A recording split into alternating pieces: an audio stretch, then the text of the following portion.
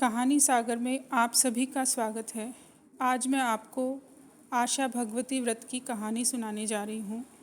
यह व्रत आश्विन मास की कृष्ण पक्ष की अष्टमी से प्रारंभ होकर आश्विन मास की शुक्ल पक्ष की प्रतिपदा के दिन तक किया जाता है। हिमाचल में एक राजा थे, उसके दो पुत्रियां थी। एक का नाम गोरा और दूसरी का पार्वती था। एक दिन राजा ने अपनी दोनों पुत्रियों से पूछा कि तुम किसके भाग्य का खाती हो। तब गोरा ने कहा, पिताजी मैं आपके भाग्य का खाती हूँ। परंतु पार्वती ने कहा कि मैं तो अपने भाग्य का खाती हूँ।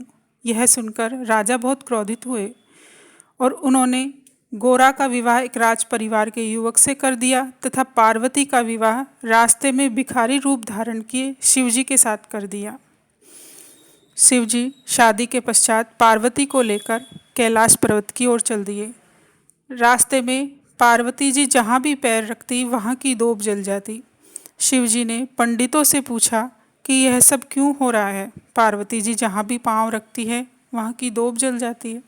तब पंडितों ने बताया कि पार्वती जी अपने मायके जाकर आशा भगवती के व्रत का उद्यापन करे तो इनका दोष मिट जाएगा। पंडितों के बताने पर शिवजी और पार्वती जी अच्छे और मूल्यवान वस्त्र धारण कर एवं गहने पहनकर पार्वती जी के मायके चल दिए। रास्ते में इन्होंने देखा कि एक रानी के बच्चा होने वाला है। रानी बहुत परेशान थी। यह कष्ट देखकर पार्वती जी शिवजी से बोली, हे नाथ, बच्चा होने में बहुत कष्ट होता है, अतः मेरी कोंख बांध दो। शिवजी ने समझाया कि कोंख मत बंधवाओ, अन्यथा पीछे पछताओगी। कुछ आगे चले तो देखा कि एक घोड़ी के बच्चा हो रहा था। उसका भी कष्ट देखकर पार्वती जी ने अपनी कोंख बंद करने की हट पकड़ ली। अंत में निराश होकर शिवजी ने पार्वती जी की कोंख बंद कर दी।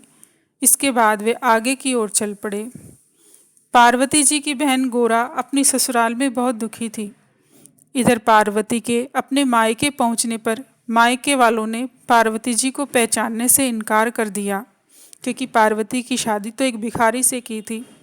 जब पार्वती ने अपना नाम बताया तो राजा रानी बहुत खुश हुए।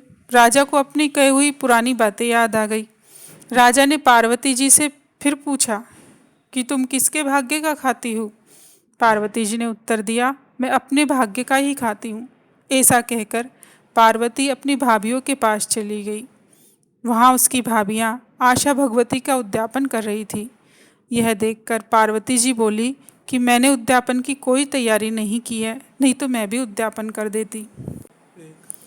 तब भाभियाँ बोली, तुम्हें क्या कमी है, तुम शिवजी से कहो, वो सब तैयारी कर देंगे। पार्वती जी ने शिवजी से उद्यापन करने के लिए सामान लाने को कहा। तब शिवजी ने कहा, पार्वती जी यह अंगूठी लो, इससे जो भी मांगोगी वह तुम्हें मिल जाएगा। पार्वती जी ने उस मुद्रिका से उद्यापन का सभी सामान मांगा। मुद्रिका ने तुरंत सभी सामान 9 सुहाग की पिटारी सहित ला दिया। यह सब देखकर पार्वती जी की भाभियों ने कहा, हम तो 8 महीने से उद्यापन की तैयारी कर रहे थे, तब जाकर सारे सामान की तैयारी कर सके, और तुमने थोड़ी सी देर में ही पूरी तैयारी कर ली। सब ने मिलकर व्रत किया और धूमधाम से उद्यापन किया। उद्यापन के बाद शिवजी ने पार्वती जी से अपने घर चलने को कहा। तब ससुर ने शिवजी को भोजन करने के लिए बुलाया। राजा ने उन्हें अनेक प्रकार के भोजन और बहुत सी मिठाइयाँ दी। सब देखकर कहने लगे कि पार्वती को भिखारी के साथ ब्याह दिया था, परंतु वह तो अपने ही भाग्य से राज्य कर रही है। शिवजी को तब एक मजाक सूझा। उन्होंने रसोई में रखी सभी वस्तुएं खाते खाते सभी भोजन समाप्त कर दिया। जब सारा भोजन समाप्त हो गया और पार्वती जी के लिए कोई भोजन नहीं बचा, तो पार्वती जी रसोई में रखी एक जली हुई रोटी और बथुए का हरा साग खाकर शिवजी के साथ चल दी। रास्ते में चलते चलते वो एक पेड़ के नीचे बैठ गए। तब शिवजी ने कहा कि पार्वती जी तुम क्या खा कर आई हो। पार्वती जी बोली कि स्वामी, जो आपने खाया है वही मैं खा के आई हूँ। इतना कहकर थोड़ी देर में पार्वती जी को नींद आ गई। शिवजी अंतर्यामी थे। उन्होंने पार्वती जी के पेट में सब कुछ देख लिया कि पार्वती जी ने क्या खाया है। जब पार्वती जी सोकर उठी तो शंकर जी बोले कि पार्वती जी, आपने एक जली हुई रोटी और बथुए की हरी सब्जी खाई है। इस पर पार्वती जी बोली कि महाराज, आपने मेरी सारी पोल खोल दी, अब आगे कुछ मत बोलना। मैंने हमेशा ससुराल की इज्जत मायके में रखी है और मायके की इज्जत ससुराल में रखी है। इसके बाद आगे चलने पर जो दोब सूख गई थी पार्वती जी के पाँव रखने पर, वो पाँव रखते ही हरी हो गई।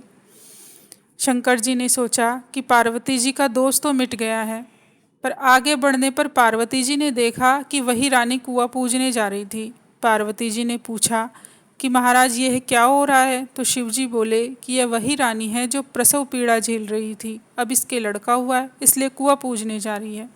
पार्वती जी बोली, महाराज मेरी भी कोंख खोल दो। शिव जी बोले कि अब कैसे खोलूं? मैंने तो पहले ही कहा था कि कोंख मत बंधवाओ, लेकिन तुमने जिद पकड़ ली। इस पर पार्वती जी ने हट पकड़ ली कि मेरी कोंख खोलो, नहीं तो मैं अभी इस वक्त अपने प्राण त्याग दूंगी। पार्वती जी का हट देखकर शिव जी ने पार्वती जी के मैल से गणेश जी को बनाया। तब पार्वती जी ने पहले सूरज पूजा और फिर कुआं पूजा। पार्वती जी कहने लगी कि मैं तो सुहाग बांटूंगी। सब जगह शोर मच गया कि पार्वती जी सुहाग बांट रही है, जिसको लेना है ले लो। साधारण मनुष्य तो दौड़ दौड़ कर सुहाग ले गए, परंतु उच्च कुल की स्त्रियों को पहुंचने में देर हो गई। उन स्त्रियों को भी पार्वती जी ने सुहाग दिया। जिस तरह पार्वती जी ने सभी को सुहाग बांटा, उसी प्रकार कहानी कहने वाले व सुनने वाले सभी को अखंड सौभाग्यवती बनाना। अगर आपको यह कहानी अच्छी लगी तो प्लीज़ लाइक करें, शेयर करें और कमेंट करके हमें ज़रूर बताएं कि आपको कैसी लगी, और सब्सक्राइब करना ना भूलें, ताकि आने वाले त्योहारों की कहानियाँ पहुंच सके आप तक सबसे पहले। धन्यवाद।